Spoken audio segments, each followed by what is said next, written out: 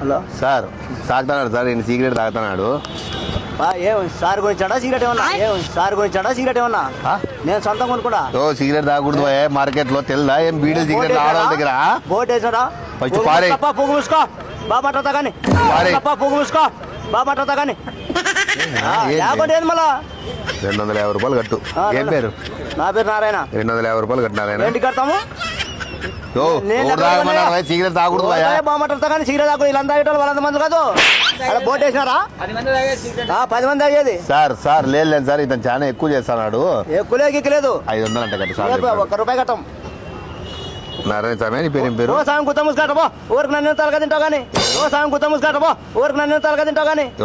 మొక్కుతా చూడు స్వామి అవన్నీ కేసు గీసి పెట్టుకుంటుంటే మళ్ళీ ఎవరు తాగమన్నారు నీకే సిగరెట్? అమ్మేటలు పట్టుకోవాలి అమ్మటలు పట్టుకోపోవాలని అవన్నీ తెలుసు. అవన్నీ నాకు తెలుసు. 550 రూపాయలు కట్టుకున్నారు. లేదు 1 రూపాయి కట్టాను. ఎందుకు కట్టాను?